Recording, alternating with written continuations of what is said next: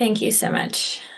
Yeah, hi, my name is Bronwyn Stanford. I'm the lead river scientist for the Nature Conservancy's water program here in California. The Nature Conservancy is a water rights holder on Mill Creek, so my presentation is going to focus on Mill Creek, but as we've heard this afternoon, flows are needed on all three of these creeks, Mill, Deer, and Antelope.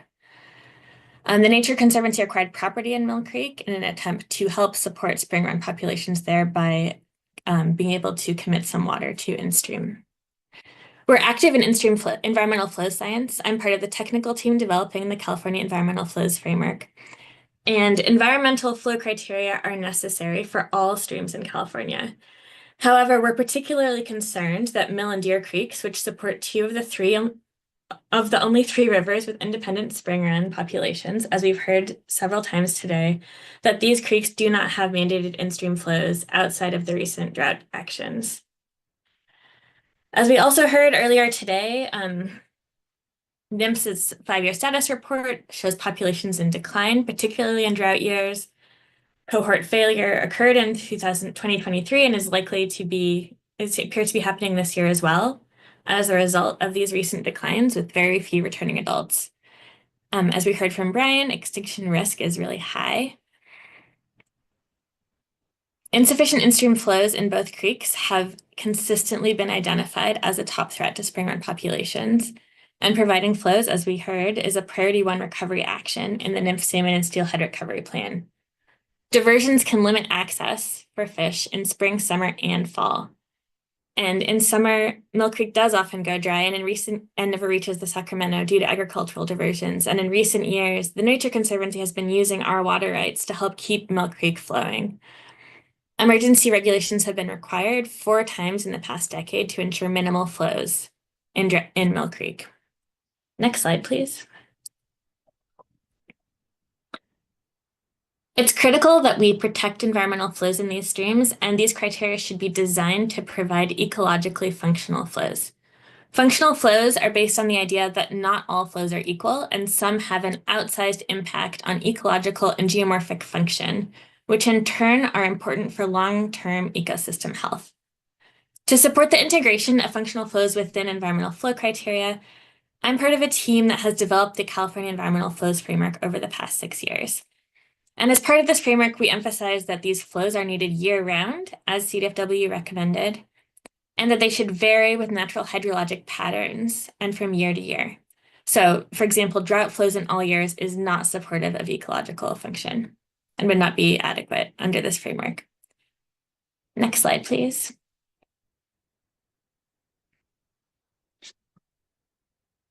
We've identified 5 key functional flow components for rivers in California, each of which performs a distinct set of functions. These are the fall pulse flow, which provides a migration cue and is sort of like the first flush in the beginning of the wet season. Peak magnitude flows are flood flows that provide floodplain access for juveniles and do some of the geomorphic work that's needed to keep rivers and streams functioning and in good condition over the long term. An elevated wet season base flow that provides connectivity for migration, maintains cool temperatures. And then a spring recession flow, sort of transitioning from the wet season to the dry season, that can be a really important migration cue. And then finally, the dry season base flow, which can provide habitat for juvenile rearing, as well as supporting riparian vegetation, invertebrate communities. As CDFW noted in their flow recommendations and criteria, the fall pulse and spring recession are particularly important for salmon migration in these creeks. And protecting the natural timing and magnitude of these migration flows is critical for salmon and steelhead. Next slide, please.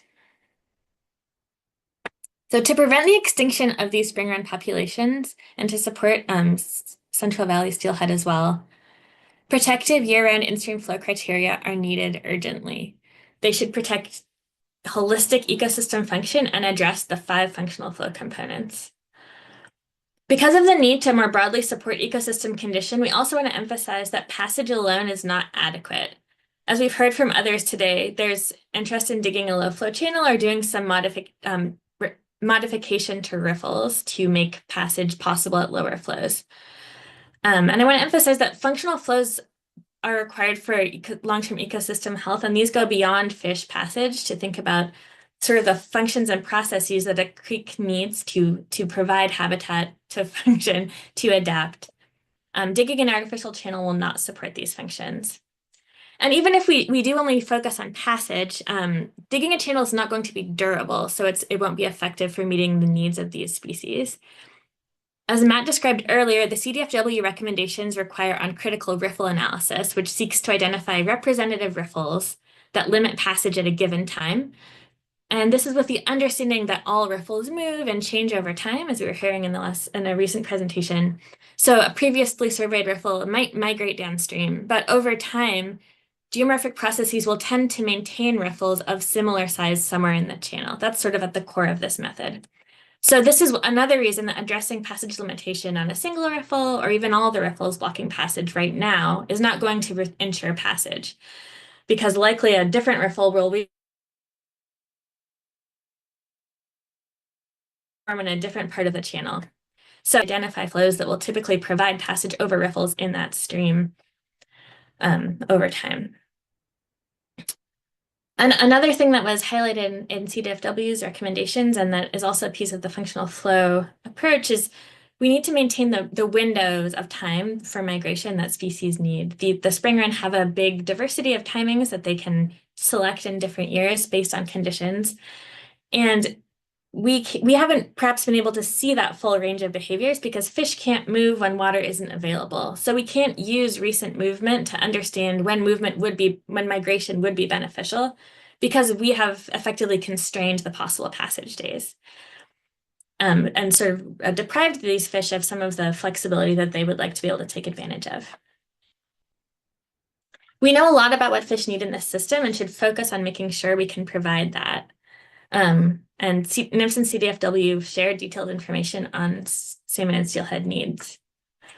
This plot on the right shows the CDFW flow recommendations in black for a below normal example year. The now discontinued DWR gauge towards the mouth of Mill Creek in orange.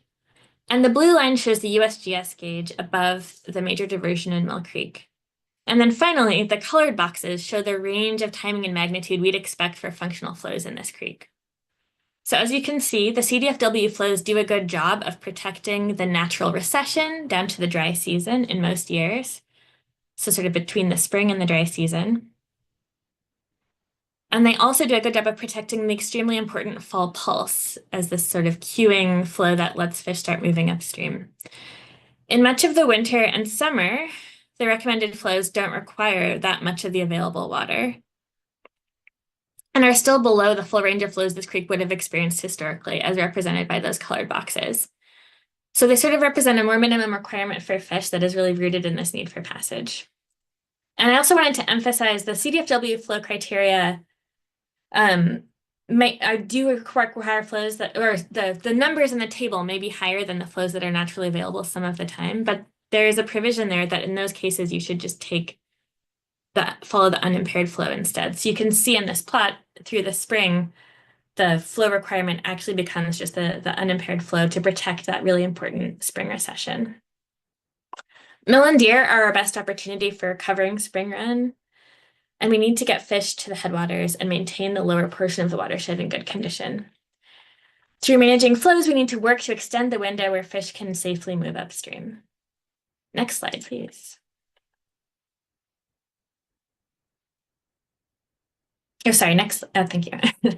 In conclusion, we support the proposed action to move forward with a scientific basis report.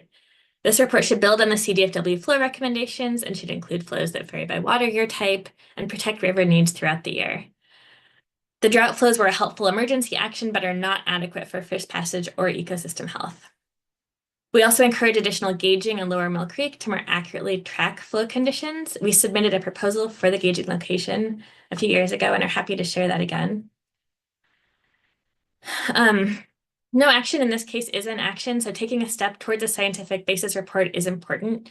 We don't have all the answers right now, but this would set us up to make the right decisions down the line. And particularly in these watersheds, as we've seen with the data from recent years, delay is extremely costly. So we support interim flow requirements until permanent environmental flow criteria can be adopted. Thank you so much for this time and needed attention to these important streams.